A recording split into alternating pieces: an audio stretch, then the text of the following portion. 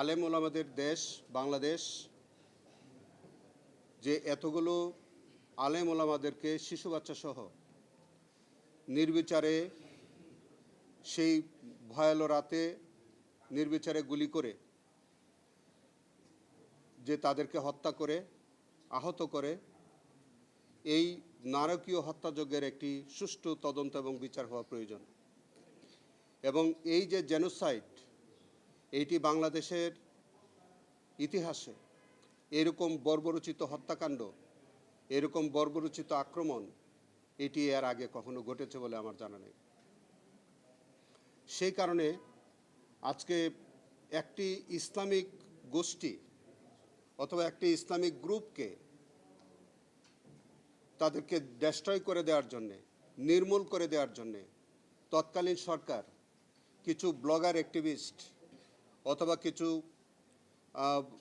কিছু লেফটিস্ট, যাদেরকে আমরা নাস্তিক বলে সম্বোধন করতে পারি, এই জাতীয় কিছু মানুষ দ্বারা প্রভাবিত হয়ে হেফাজতে ইসলামের মতো একটি সংগঠনকে নির্মূল করার জন্য সরকার অত্যন্ত পরিকল্পিতভাবে তাদের উপরে সেই দিন এই নারকীয় আক্রমণ এবং হত্যাযজ্ঞ সংগঠিত করে। আমরা এই ইনভেস্টিগেশনটি পরিচালনায় হেফাজতে ইসলামের সর্বস্তরের নেতৃবৃন্দদের সহযোগিতা আমরা চেয়েছিলাম, তারা অনেক সহযোগিতা আমাদেরকে করেছেন। আমরা সামগ্রিকভাবে এই মামলাটির ইনভেস্টিগেশনে আমাদের পক্ষ থেকে যতটুকু আমরা ইনভেস্টিগেশনে পেয়েছিলাম, বিশেষ করে আমাদের অধিকার নামে যে আমাদের একটা মানবাধিকার সংগঠন, তাদের একটি বড় ভূমিকা ছিল এই যে হত্যাযজ্ঞের প্রকৃত ঘটনা উদ্ঘাটনের স্বার্থে। আমাদের ইনভেস্টিগেশনে তারা অনেক সহযোগিতা করেছেন। তাদের কাছ থেকে আমরা এই ইনভেস্টিগেশনের একটা বড় তথ্য আমরা সেখান থেকে সংগ্রহ করেছি। আমরা সর্বমোট 61 জন শহীদের তালিকা আমরা শনাক্ত করতে পেরেছিলাম, তবে তার মধ্যে 58 জনের আমরা নাম ঠিকানা পেয়েছিলাম, বাকিদের 3 জনের নাম ঠিকানা আমরা সংগ্রহ করতে পারিনি। তার মধ্যে আমরা আজকে মূলত 2টি ঘটনার উপর আমরা চার্জ দিয়েছি। একটি হচ্ছে যে শাপলা চত্বরে 5 তারিখে মধ্যরাতে যে নারকীয় ঘটনা ঘটল, সেখানে 32 জন শহীদ হয়েছে। এইটি আমাদের আন্তর্জাতিক অপরাধ ট্রাইব্যুনাল আইনের 3-এর সি ধারা মোতাবেক এটা একটা জেনোসাইড ছিল। AKS অর্জন করল গিনেস ওয়ার্ল্ড রেকর্ডস। AKS এবং যেহেতু এটা একটা জেনোসাইড, এবং পরের দিন যেটা নারায়ণগঞ্জের সিদ্ধিরগঞ্জে সেখানে আরও 20 জন মানুষকে একত্রে শহীদ করা হলো, সেটাও একটা জেনোসাইড ছিল। এই 2টি জেনোসাইডের ঘটনার প্রেক্ষিতে আমরা 2টি চার্জ আমরা 41 জন আসামির বিরুদ্ধে আমরা এনেছি। আমি একটু পরে আপনাদেরকে নামগুলো একটু শোনাবো। 41 জন আসামিকে আমরা আমাদের প্রাইম এফএসি আমরা যে ইনভেস্টিগেশনটা হয়েছে তার মধ্যে তাদের সরাসরি আমরা সম্পৃক্ততা পেয়েছি। কাউকে আমরা প্ল্যানিংয়ে পেয়েছি, কাউকে আমরা কনস্পিরেসিতে পেয়েছি, কাউকে আমরা সরাসরি অংশগ্রহণে পেয়েছি, এবং কারো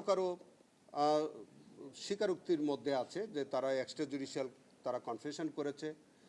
যেমন তৎকালীন তথ্যমন্ত্রী তারা সংসদে দাঁড়িয়ে বলেছে, তৎকালীন যে ডিএমপি কমিশনার বেনজির আহমেদ তিনি এগুলাকে কৃতিত্বপূর্ণ দমভক্তি আছে।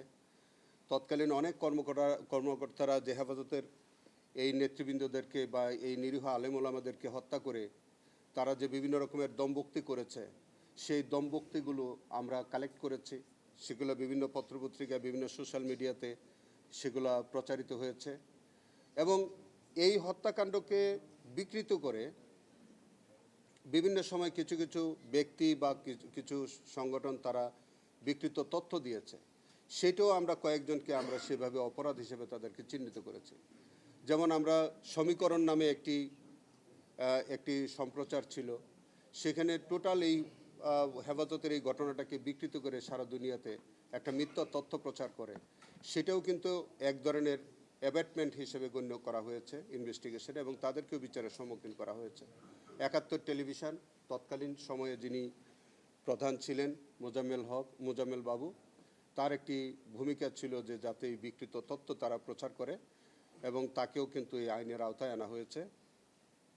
এবং সেখানে যে সকল আইনশৃঙ্খলা বাহিনীর যারা প্রধান ছিলেন তাদেরকে আনা হয়েছে, যারা সরকার প্রধান থেকে শুরু করে স্বরাষ্ট্র মন্ত্রণালয়ের 2 জন মন্ত্রী যাদের প্রত্যক্ষ ভূমিকা ছিল এই ঘটনার মধ্যে, তাদেরকে আনা হয়েছে। আজকে মাননীয় ট্রাইব্যুনাল 41 জন আসামির বিরুদ্ধে অভিযোগ আমলে নিয়েছেন, এবং যারা ইতিমধ্যে আমাদের কয়েকজন গ্রেফতার আছে তাদেরকে সুনির্দিষ্টের আবেদন সেটা মঞ্জুর করেছেন। যারা পলাতক আছে তাদের বিরুদ্ধে গ্রেফতারি পরোয়ানা জারি করা হয়েছে, এবং আগামী 16 অগাস্টে সেটির পরবর্তী তারিখ আছে যে যারা পলাতক আছে তাদের এক্সিকিউশন রিপোর্ট আসার পরে তারপরে যদি এর মধ্যে যদি গ্রেফতার করা সম্ভব না হয় অথবা যদি তারা ট্রাইব্যুনালে হাজির না হয়, তাহলে আমাদের পত্রিকার বিজ্ঞপ্তির মধ্য দিয়ে মামলাটা বিচারের জন্য রেডি হবে এবং তারপর থেকে বিচার কার্য শুরু হবে।